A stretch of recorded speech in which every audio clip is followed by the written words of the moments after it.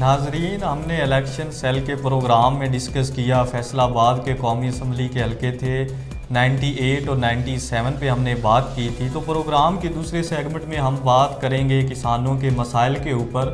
تو فیصل آباد میں ہے چنار شوگر مل واقع ہے تانلے والا میں۔ 2022 سے 2023 ایک سال گزر چکا ہے، کسانوں کے گنے کے واجبات ابھی تک ادا نہیں ہوئے۔ 80 کروڑ کے قریب کے واجبات ہیں، کسان در بدر کی ٹھوکریں کھانے پر مجبور ہیں۔ کبھی اسسٹنٹ کمشنر کے آفس جاتے ہیں تو کبھی ڈیپٹی کمشنر کے آفس کے باہر وہ جا رہے ہیں، لیکن ان کی سنوائی کہیں پہ بھی نہیں ہو رہی۔ وہ کس کے پاس جائیں، کس سے اپیل کریں؟ کسانوں کا کہنا ہے کہ ہم فاقوں پر مجبور ہو چکے ہیں، ہمارے بچے بھوک سے مر رہے ہیں، لیکن کسی کو کوئی رحم نہیں آ رہا، نہ ہی کوئی سرکاری آفیسر ان کی داد رسی کر رہا ہے، نہ ہی کوئی عوامی نمائندہ سامنے آ رہا ہے۔ کسانوں کی تنظیمیں وہ بھی خاموش تماشائی بنی ہوئی ہیں۔ اس پہ بھی ہم بات کریں گے عمر خطاب وٹو صاحب سے۔ وٹو صاحب، یہ منظر آپ کے سامنے ہے، کسان در بدر کی ٹھوکریں کھانے پر مجبور ہیں۔ ایک سال گزر چکا ہے، ابھی تک گنے کے واجبات نہیں دیے گئے اور ابھی نیا سیزن بھی شروع ہو چکا ہے۔ دیکھیں وقار صاحب، ایک وقت تھا کہ یہ جو چنار شوگر مل ہے، اس کا جو سی پی آر ہوتا تھا نا، جو رسید ملتی ہے کسان بھائی کو، زمیندار بھائیوں کو، کہ جس پہ سارا وزن ویٹ لکھا ہوتا ہے اور اس پہ اس کی قیمت لکھی ہوتی ہے، اور وہ اس سی پی آر کی بنیاد پر ہی ان کو پیمنٹ ملتی ہے، اور سی پی آر نمبر ہوتا ہے اس پہ۔ تو ایک وقت تھا کہ ان کا سی پی آر ایک چیک سمجھا جاتا تھا کہ آپ اگر کسی بندے کو سے لین دین کرنا ہے تو آپ یہ سی پی آر دیتے تھے کہ یہ وہ بندہ فوراً کہتا تھا کہ ٹھیک ہے مجھے یہ دے دو، یہ ہمارے پاس ایسے ہی ہے جیسے چیک لے لیا ہے ہم نے۔ لیکن اب صورتحال بالکل 100% کیا 200% ڈیفرنٹ ہے۔ اب صورتحال یہ ہے کہ پچھلے سال کی ادائیگیاں نہیں کرائی گئیں۔ یہ دعائیں دیں زمان وٹو صاحب کو، جنہوں نے کسان بھائیوں کے لیے ایک بہت بڑا اقدام اٹھایا کہ جناب جو بھی گنا جائے گا اس کی پیمنٹ آپ کے اکاؤنٹ میں ٹرانسفر ہوگی۔ یہ میں کہتا ہوں کہ جب بھی شوگر ملز کے حوالے سے بات ہوتی ہے تو میں کہتا ہوں کہ لب کشائی کا مجھے موقع ملتا ہے تو میں ان کی تعریف ضرور کرتا ہوں۔ ان کا بڑا پوزیٹیو ان کا یہ قدم تھا جو انہوں نے اٹھایا، لیکن وہ تو اب موجود نہیں ہے، ان کو ہٹا دیا گیا۔ لیکن اب سوال یہ پیدا ہوتا ہے کہ چنار شوگر مل، اب پہلے بابا فرید شوگر مل جو اکاڑا مل ہے اس کی ہم بات کریں تو اس کے حوالے سے بڑے معاملات کچھ اور تھے، لیکن گزشتہ 2-3 سال سے ان کی پیمنٹ کی جو تعریفیں اور جس طرح سے نظر آیا ہے فیڈ بیک، تو وہ ان کی پیمنٹ کا بہت اچھا سیٹ اپ ہے۔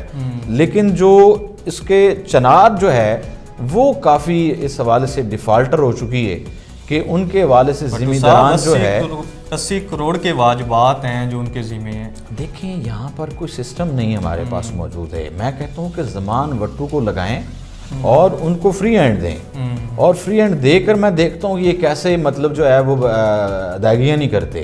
اس کے تو بعد میں اینڈ پہ انہوں نے ہاتھ باندھ دیے تھے، انہوں نے سٹے لے لیا تھا ملز کے جو مالکان ہیں، تو وہ کچھ کر نہیں سکتے تھے۔ اس حوالے سے انہوں نے پتہ نہیں کتنی کٹوتی کے مد میں کتنا لوٹا کسانوں کو۔ یہ زمان وٹو صاحب نے ایک پریس کانفرنس میں بھی بتایا تھا کہ اتنے ارب روپے کچھ ملز والوں نے کسان بھائیوں کا وزن مار کر اتنے ارب روپے کمائے ہیں۔ اگر میرے ہاتھ نہ بندھے ہوتے، میں اگر ایکشن لے سکتا تو یہ کبھی نہ ہونے دیتا۔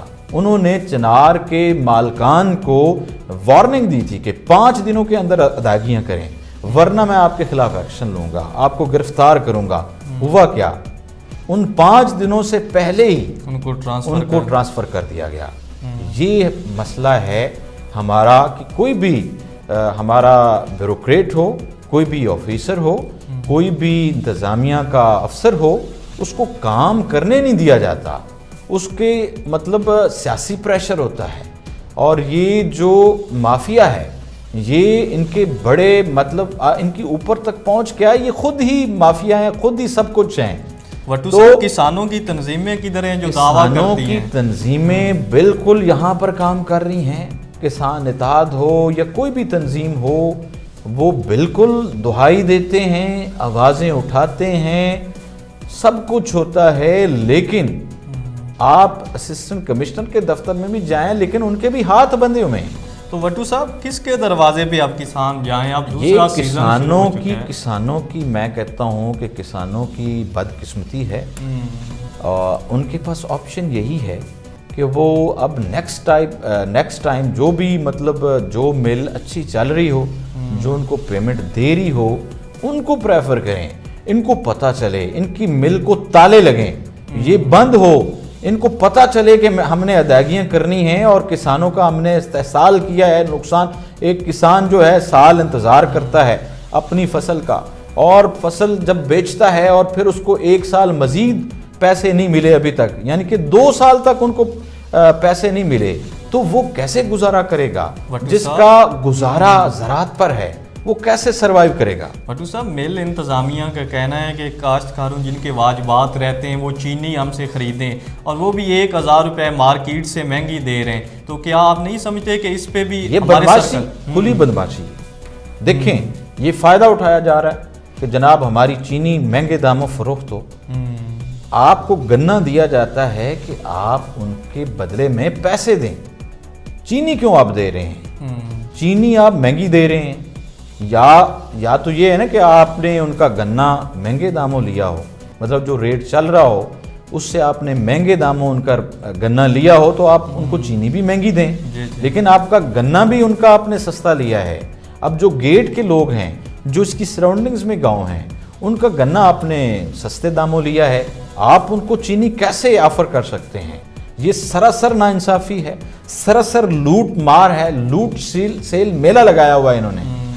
مسئلہ یہ ہے کہ ان کے خلاف آواز جو اٹھاتا ہے اس کی داد رسی نہیں ہوتی، نہ ہی کہیں پہ میڈیا میں ہوتی ہے، نہ ہی اخبارات میں ہوتی ہے، کوئی بھی کہیں بھی آپ دیکھ لیں، کوئی مطلب اوپر تو یہ لوگ بیٹھے ہوئے ہیں، انتظامیہ کے ہاتھ بندے ہوتے ہیں۔ آپ دیکھیں کہ کسی بندے کے کتنے لاکھ ہیں، کسی کے کتنے لاکھ ہیں، بیچارہ در بدر کی ٹھوکریں کھا رہا ہے۔ کسان تو یہی کر سکتا ہے کہ کسی ڈی سی کے پاس جائے گا، اے سی کے پاس جائے گا، لیکن ان کے پاس کوئی اختیار نہیں ہے، تو کہاں جائیں بیچارے؟ یہ بدقسمتی ہے کسانوں کی۔ جی بالکل ناظرین، وٹو صاحب کا کہنا ہے کہ سرکاری افسران کے بھی ہاتھ بندھے ہوئے ہیں، اس پہ وزیر اعلیٰ پنجاب اور وزیر اعظم پاکستان اور چیف جسٹس آف پاکستان کو نوٹس لینا چاہیے، اور 80 کروڑ کے جو واجبات ہیں کسانوں کے وہ ادا ہونے چاہیے۔ کسان فاقوں پر مجبور ہو چکے ہیں۔ ناظرین، ای ٹی وی کے ساتھ محمد وقار حسین کو دیجیے اجازت، اور اپنے فیڈ بیک سے لازمی آگاہ کیجیے۔